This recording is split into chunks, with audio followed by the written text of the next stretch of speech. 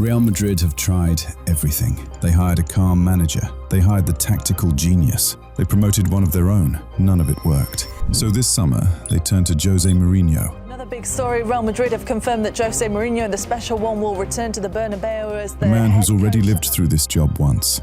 It nearly destroyed him. The last time he arrived at Real Madrid, he inherited the most talented dressing room in football and left behind a civil war. Florentino Perez watched it happen. He gave him the job back anyway. To understand whether Mourinho can save Madrid today, we first have to understand why he couldn't save it the first time.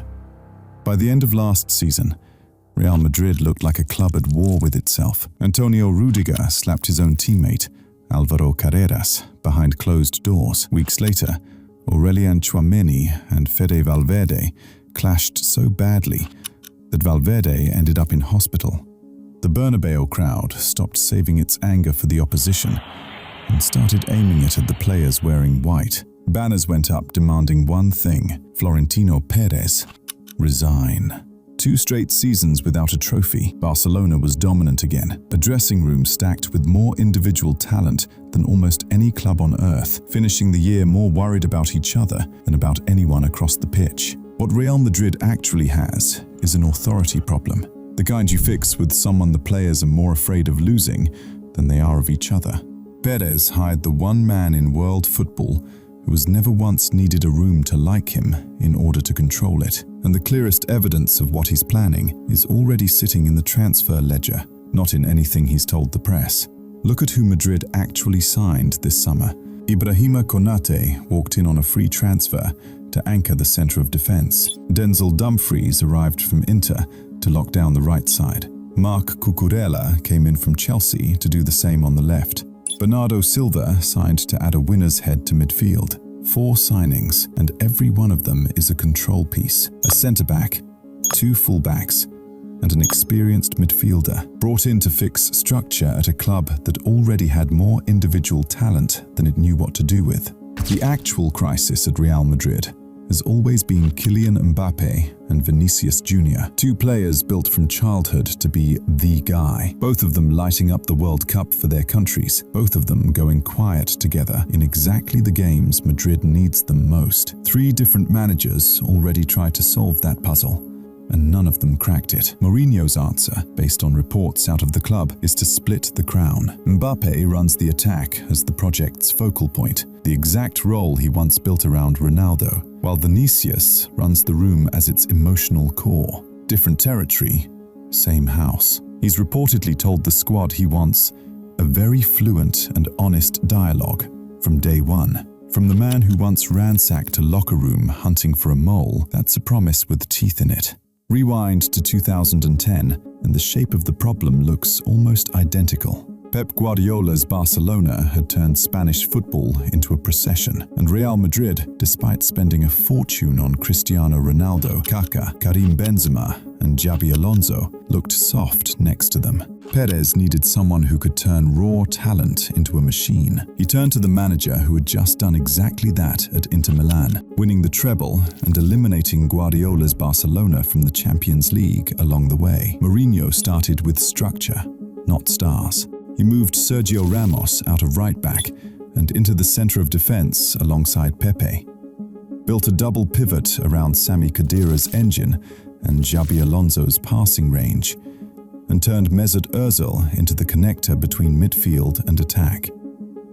The whole system existed to do one thing: soak up pressure, win the ball back, then break at a speed nobody in Spain could live with. Ronaldo stopped playing like a winger who cut inside from the flank and started playing like a pure finisher, with Di Maria and Ozil built specifically to feed him. Within 2 seasons, the soft, overspent Galacticos project Perez had been so embarrassed by turned into the most feared counter-attacking machine in Europe. By 2011-12, Real Madrid had a nickname most clubs would kill for: La Liga de los Records. 100 points in a single season, the first time any team in Spanish football history had reached triple digits. Ronaldo scored 46 league goals that year alone, but the trophy that actually mattered came months earlier, in extra time at Mestalla. Real Madrid beat Guardiola's Barcelona in the Copa del Rey final, Ronaldo rising to head home the only goal. It was proof, finally, that the team everyone called untouchable could actually be touched. The rivalry itself turned uglier before it got better. A suspended manager, a tunnel brawl, a press conference that made global headlines. Se por acaso hacemos gol aí, primeiro que o Barcelona e dejamos la eliminatoria poquitino abierta, nos matan otra vez. But for a moment, it looked like Mourinho had solved Real Madrid completely. By the next season, the same intensity that had powered the comeback started eating the dressing room from the inside. Mourinho became convinced someone inside the squad was leaking private conversations to the press.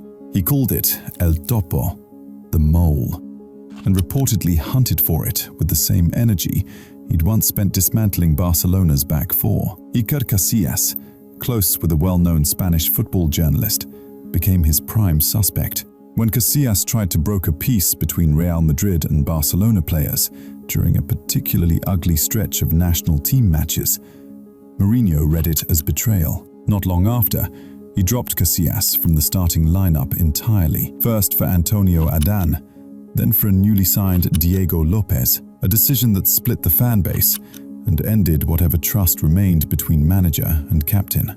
By December 2012, Marca ran a front page claiming Casillas and Ramos had delivered club president Florentino Perez an ultimatum: sack Mourinho or lose your captains. Both players publicly denied it. Perez called the story a lie designed to destabilize the club. Whatever the truth of that specific meeting, the direction of travel was obvious to everyone watching.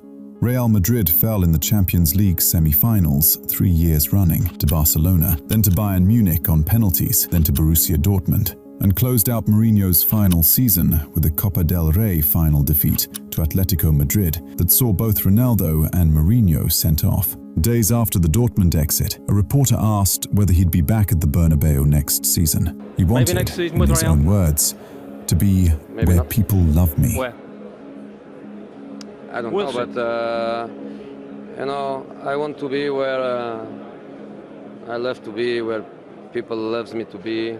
A few weeks later, Real Madrid and Mourinho agreed to part ways by mutual consent. The project that had delivered a 100-point season and broken Barcelona's grip on Spain was finished in 3 years, buried under exactly the same intensity that had built it. What happened after Real Madrid tells its own story. Mourinho went back to Chelsea in 2013 and won the Premier League by 8 points in 2015. 7 months later, the champions were 1 point above the relegation zone and Mourinho was gone. One of the most stunning collapses English football has ever seen. Manchester United came next, delivering 2 trophies in his first season, including the club's first ever Europa League. But the story that actually stuck was his very public war with Paul Pogba, his own club record signing, which ran for 2 years before United sacked him following their worst start to a season since 1990. Then came Tottenham. Mourinho led them to their first cup final in over a decade and was sacked 6 days before it was played. Spurs lost the final without him. Roma gave him something closer to a happy ending. The club's first European trophy in almost 60 years. Delivered in his first season before a heartbreaking loss on penalties the following year, and a sacking 2 years after that left him searching again. In Turkey, Fenerbahce ended with Mourinho grabbing the face of a rival manager after a derby loss, and finally, a Champions League playoff elimination at the hands of Benfica that got him sacked days later. 3 weeks after that Benfica defeat ended his job in Turkey, Benfica hired him to be their manager. The same club where Mourinho's entire coaching career had started 25 years earlier, in a first head coaching job that lasted just 11 games. In some people's minds, I have 2 resumes, he admitted on his return, one for the trophies, and one, in his own telling, for everything since. Real Madrid didn't wait to see which resume kept writing itself. 9 months later, they pulled him out of Lisbon and put him back at the top of the sport. Which brings us back to 2026 and a boardroom that has already watched 3 different managers fail to solve the exact same problem Mourinho is now being paid to fix. Ancelotti brought calm authority and a trophy cabinet full of proof it usually works. Alonso came in with a clear tactical philosophy. Neither lasted. Arbeloa, promoted from inside the building, at least had the players' trust, and even that wasn't enough.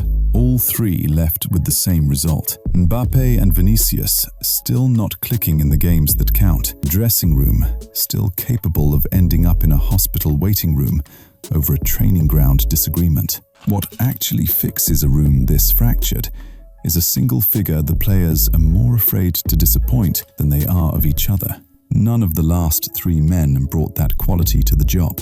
Mourinho has never lacked it, for better and for worse, at every club he's ever managed. This bet runs both directions. Real Madrid needed the one manager who could walk into that room and take control. Mourinho needed a job that could still call itself the biggest in world football, because Chelsea, United, Tottenham, Roma, and Fenerbahce all took a little more shine off the name each time, no matter how the trophy count read. Real Madrid is gambling on Mourinho, and Mourinho is gambling on proving the resume everyone assumed was finished still has one more great chapter left in it. The signings back it up.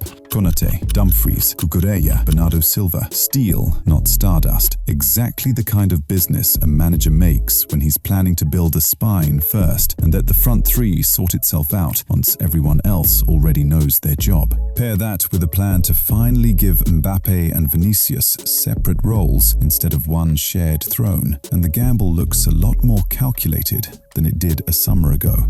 Every safe option already failed. That's exactly why Real Madrid turned to a manager nobody has ever accused of being safe. Whether this ends the way 2013 did is still an open question, and for the first time in over a decade, Mourinho has just as much riding on the answer as Real Madrid does. The only certainty is that Real Madrid just bet everything on the same fire twice. Whichever way it goes, you won't be able to look away. If you enjoy this content, please like and subscribe to this channel. Thank you.